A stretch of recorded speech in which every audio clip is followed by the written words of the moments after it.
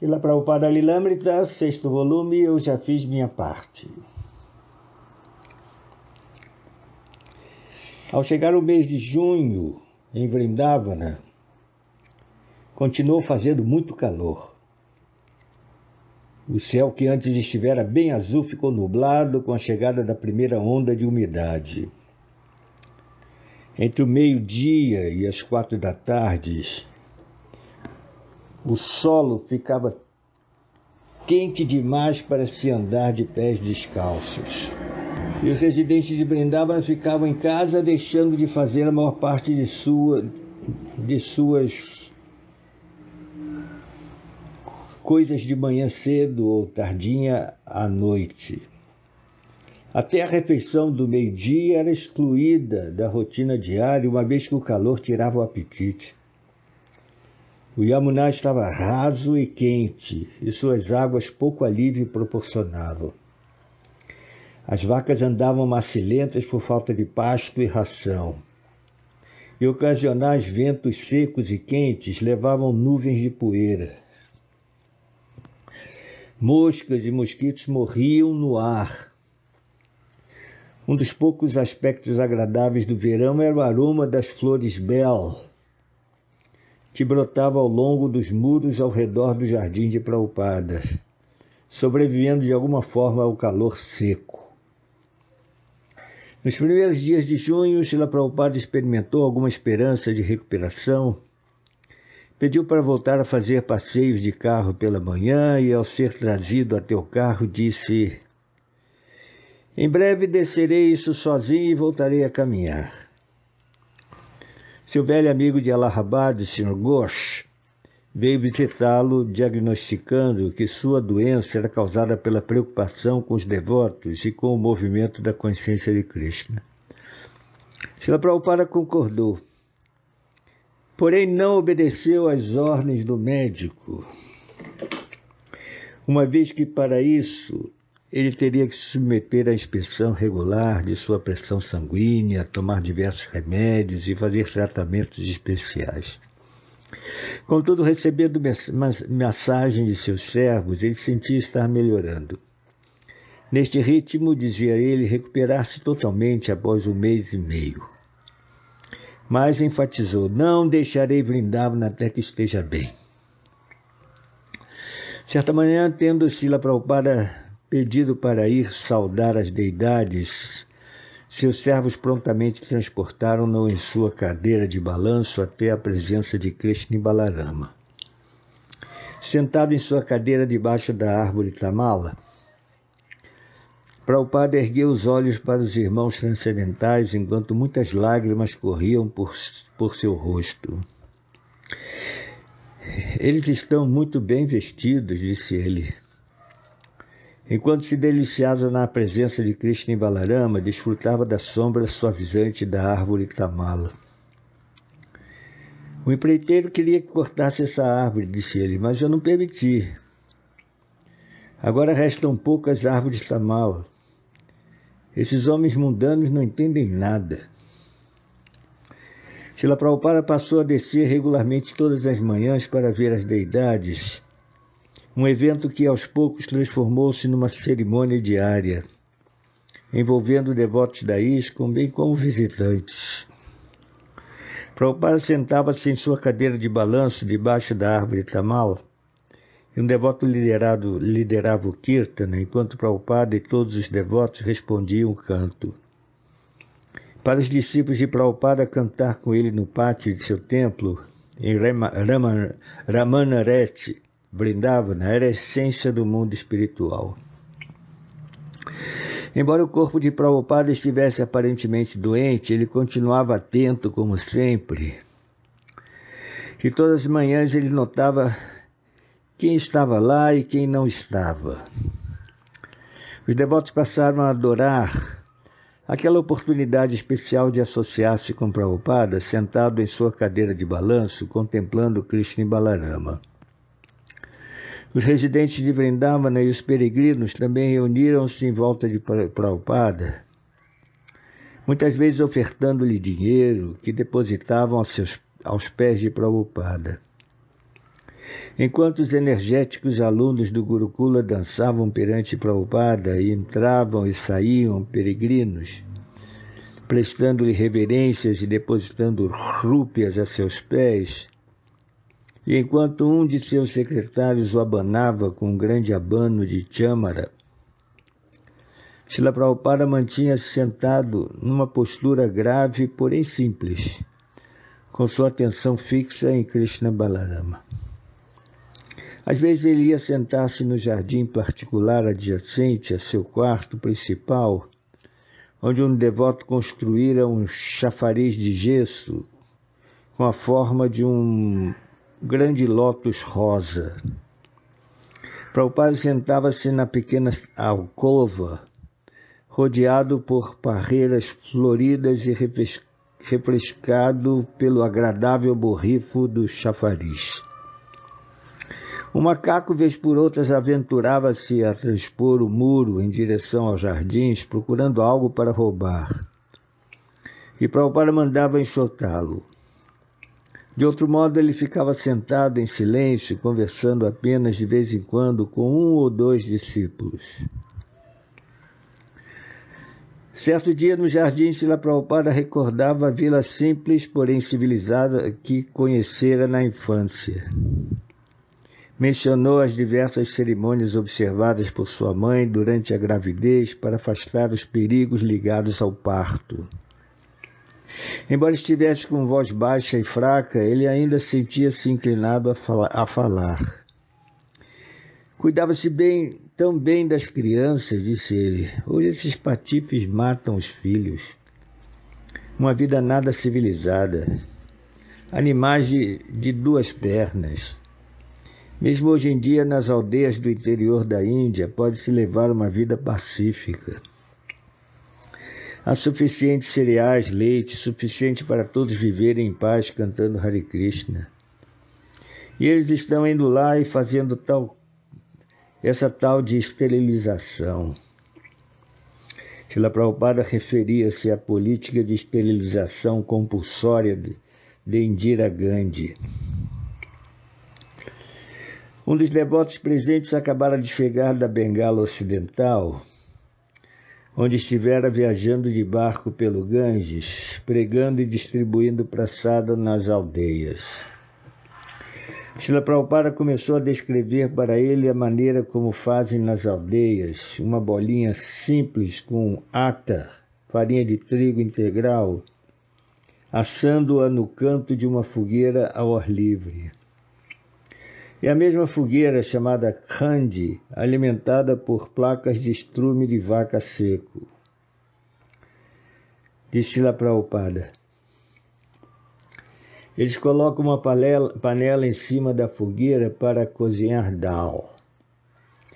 Então, após algum tempo, veem se está cozido. Fica uma delícia. A bolinha deve ser cozida no ghee, sabor de primeira classe. Enquanto o chafariz espargia água suavemente e os pombos e periquitos verdes chilreavam e esvoaçavam, Prabhupada continuava a falar à vontade. Lembrou-se de seu horóscopo, a época de seu nascimento. Após 70 anos, esse homem sairá da Índia e estabelecerá muitos templos. Ele disse não ter compreendido a princípio que queria realmente que viajar, porém, ao ir, enfim, para os Estados Unidos, jamais tivera intenção alguma de regressar. Se não fosse pelo ataque cardíaco que sofrera em 1967 nos Estados Unidos, disse ele não teria voltado. Quer dizer, que era desejo de Krishna, disse ele. Do contrário, não era meu plano voltar. Foi por isso que tirei essa residência permanente. O senhor se arrepende de ter voltado à Índia? Perguntou Tamal Krishna Goswami. Não, disse Prabhupada. Eu tinha o plano de ficar, mas o plano de Krishna era diferente. Na ocasião do meu regresso, em 1970, eu disse a Dwarakadisha, deidade de Krishna no templo de ISKCON de Los Angeles, vim aqui para pregar, não sei por que estás me arrastando de volta. Eu estava para partir de Los Angeles, mas não me sentia feliz, porém ele tinha o plano dele. Ótimo plano, comentou Tamal Krishna. Srila Prabhupada prosseguiu. Krishna disse, venha, vou conseguir um lugar melhor para você em Vrindavana. Antes você vivia retirado em Vrindavana e eu lhe pedi que partisse. Agora você tem que voltar, mas prometo conseguir um lugar melhor para você. Então ele me deu um templo 100 vezes melhor do que qualquer outro, não é verdade?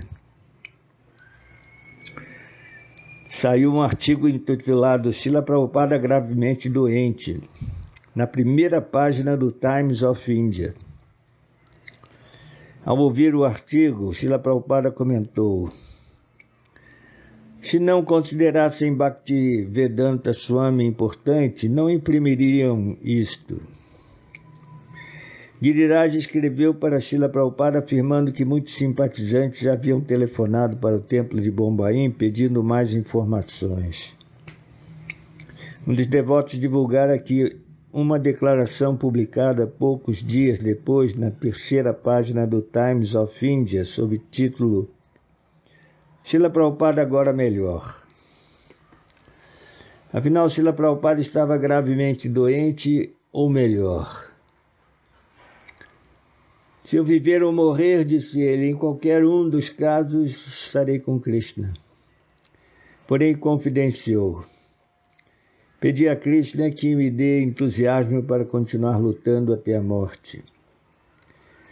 Um soldado deve morrer lutando no campo de batalha.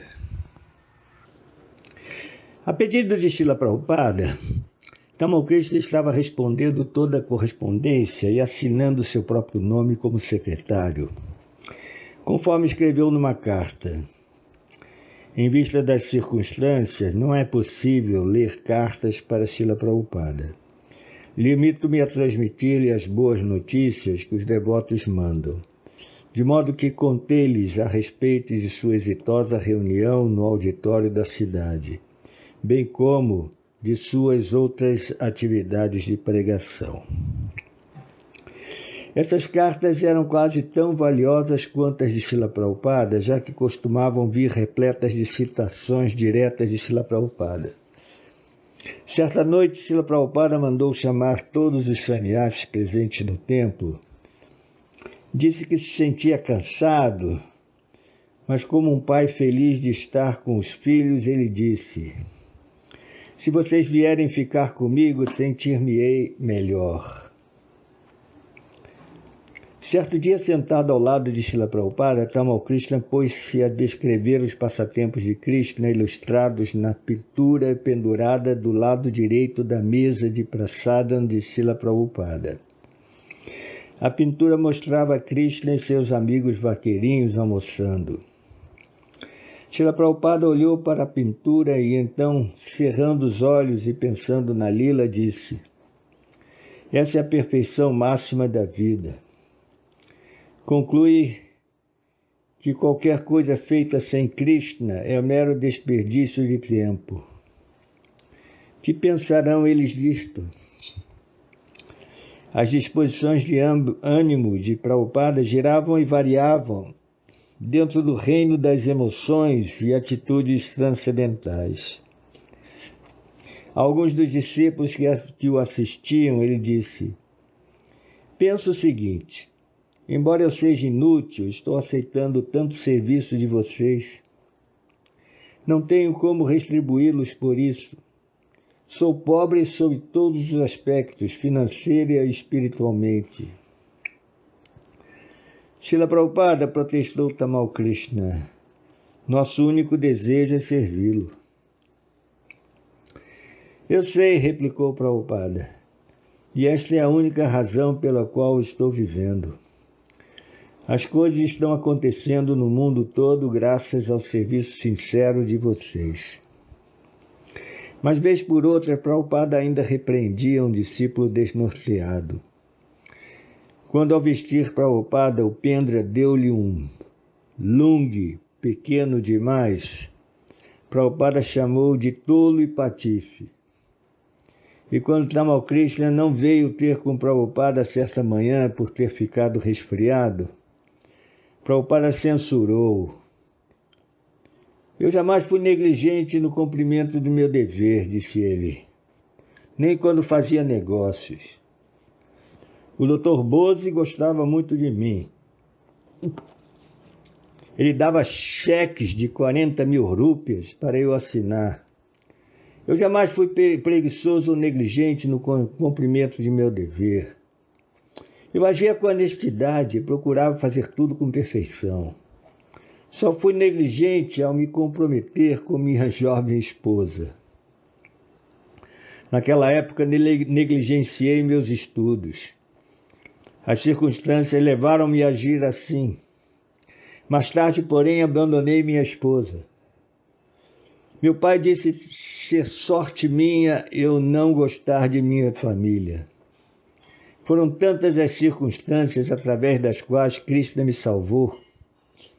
Essa vida material é cheia de altos e baixos. Certo dia de manhã cedo, Srila Prabhupada acordou de repente. Acabo de ter um sonho, disse ele aos devotos que o assistiam. Era uma grande reunião de bêbados e devotos que cantavam. Os bêbados eram loucos. Alguns dos bêbados tornaram-se devotos a cantar. Eles não conseguiam parar de lutar. Os bêbados eram tão loucos. O senhor também estava lá? Perguntou Tamal Krishna. Sim, lá estava eu também. Alguns dos devotos tornavam-se bêbados. Devotos que cantam o santo nome não podem cair, disse Srila Prabhupada. Seus nomes estão na lista, de volta ao lar, de volta ao Supremo. Eles fazem parte da família de Krishna.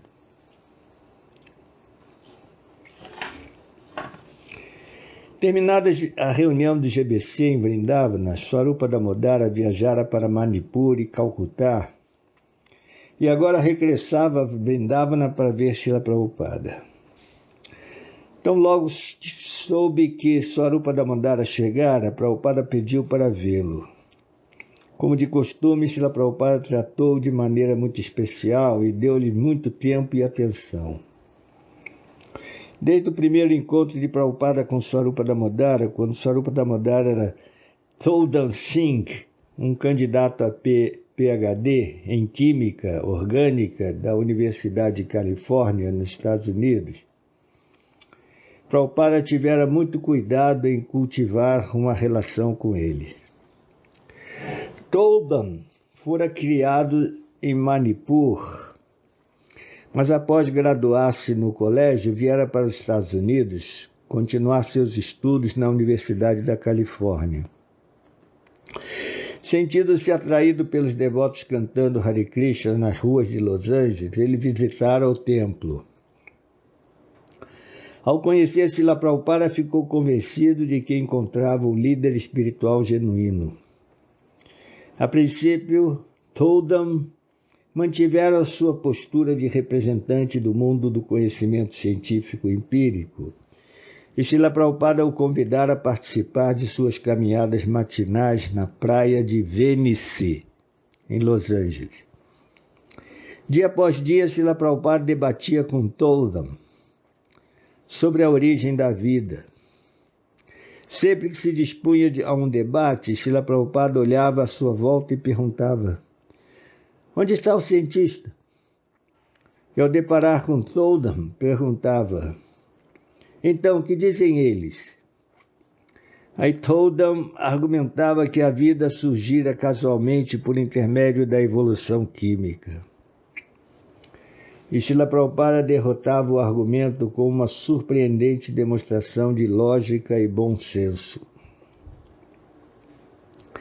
Associando-se regularmente com Srila Prabhupada e lendo o Bhagavad Gita como ele é, Toldan começara a sentir-se mais inclinado à consciência de Krishna do que à ciência material, e acabara tornando-se discípulo iniciado de Srila Prabhupada.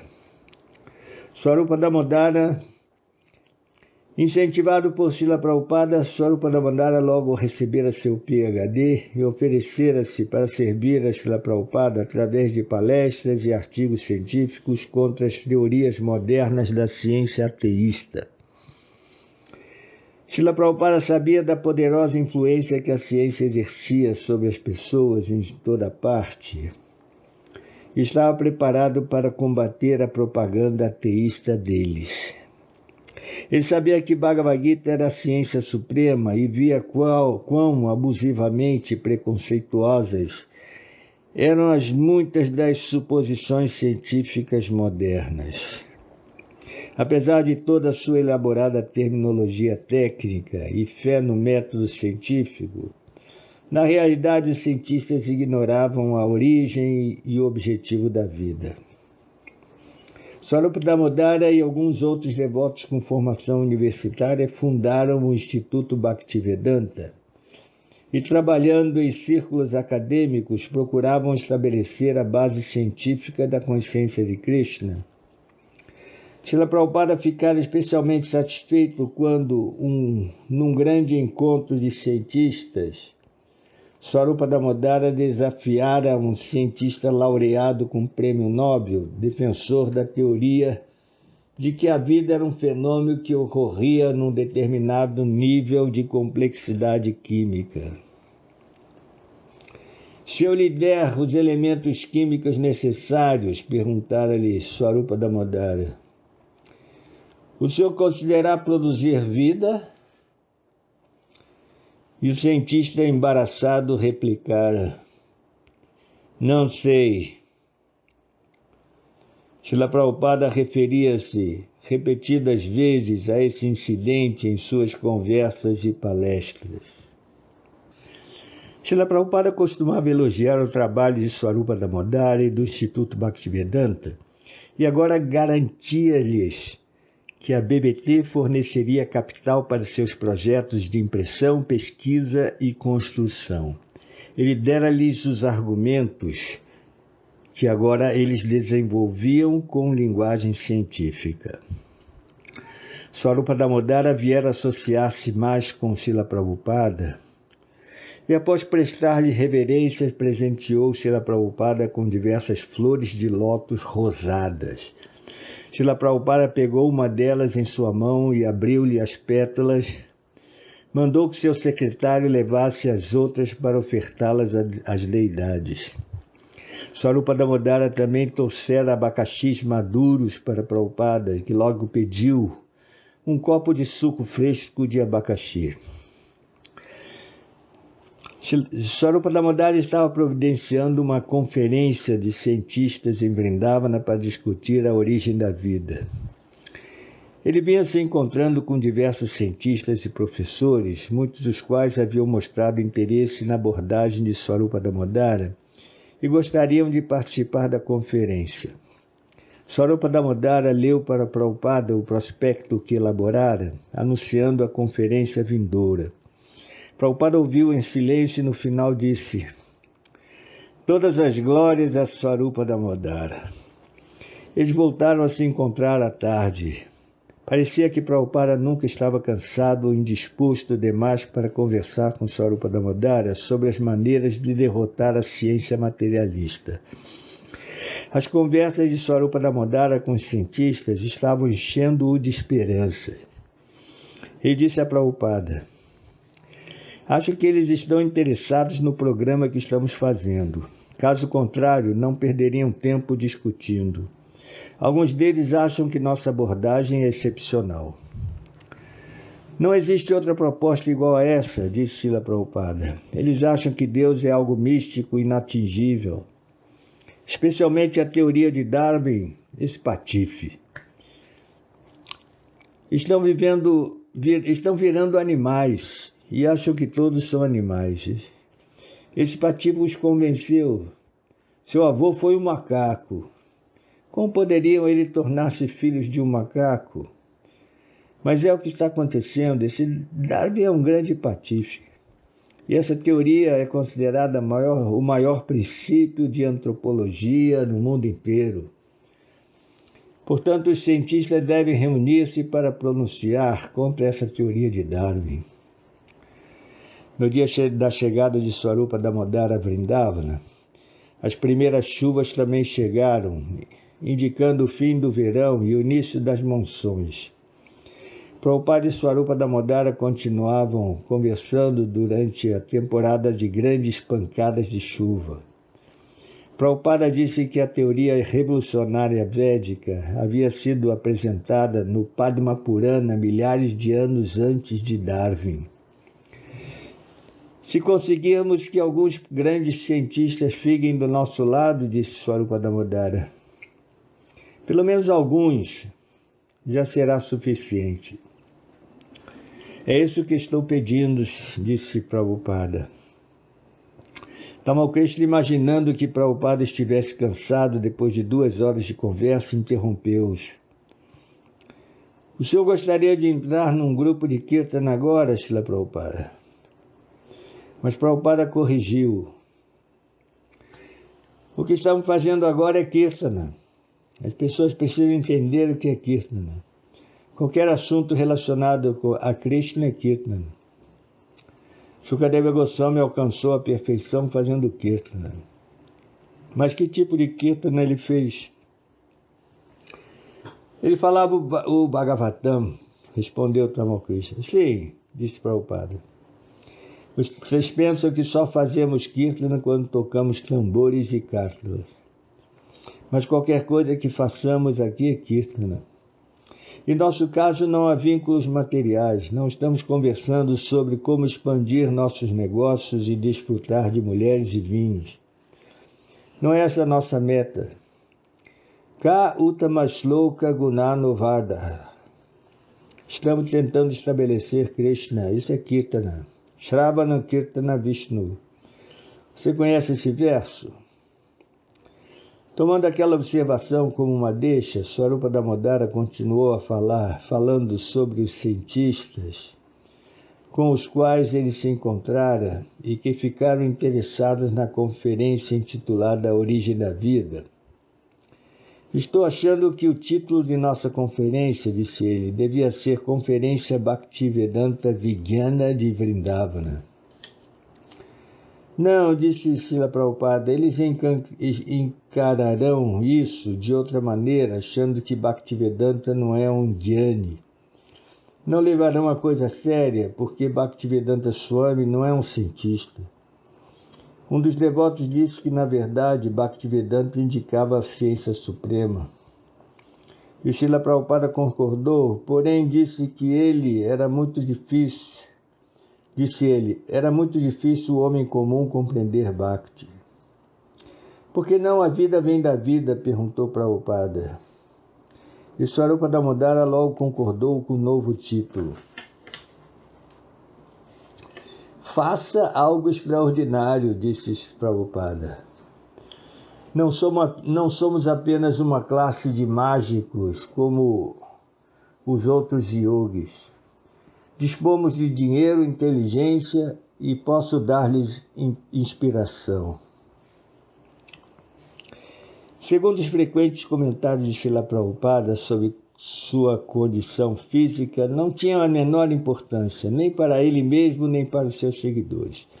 E, de fato, aquela era uma instrução importante relacionada ao corpo do Guru, Vapu, e as suas instruções, Vani. O mestre espiritual nem sempre estaria fisicamente presente, porém, sob a forma de suas instruções, ele estava eternamente à disposição do discípulo sincero. E o contato mediante as instruções era tão real e pessoal quanto a associação física.